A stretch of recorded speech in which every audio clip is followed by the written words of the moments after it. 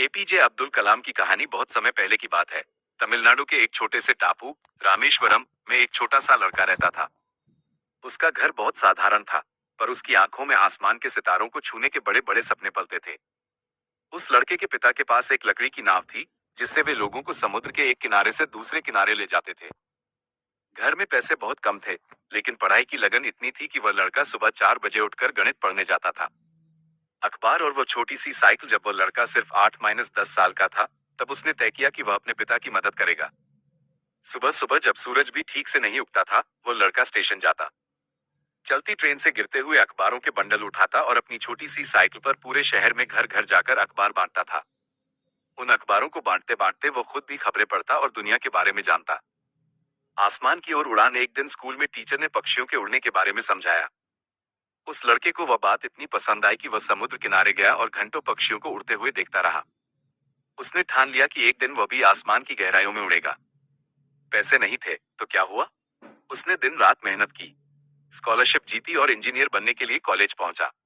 वहां एक बार उसके टीचर ने उसे एक बहुत मुश्किल प्रोजेक्ट दिया और कहा, अगर 3 दिन में ये पूरा नहीं हुआ तो तुम्हारी स्कॉलरशिप छिन जाएगी। वो लड़का 3 दिन तक न सोया, न ठीक से खाया, बस काम करता रहा।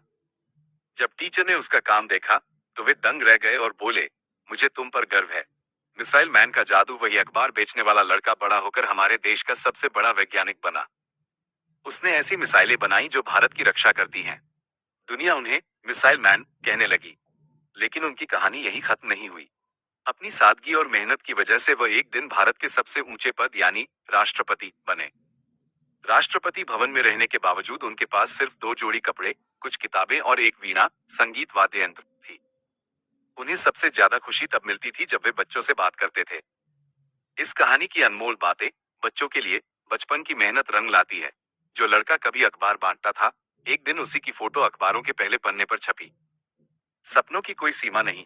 आप चाहे कितने भी गरीब घर में पैदा हुए हों, आपके सपने आपको राजा बना सकते हैं। पढ़ाई ही सबसे बड़ी शक्ति है। उन्होंने हमेशा कहा कि किताबें इंसान की सबसे अच्छी दोस्त होती हैं। सपने वो नहीं जो आप नींद में देखते हैं, सपने वो हैं जो आपको सोने नहीं देते।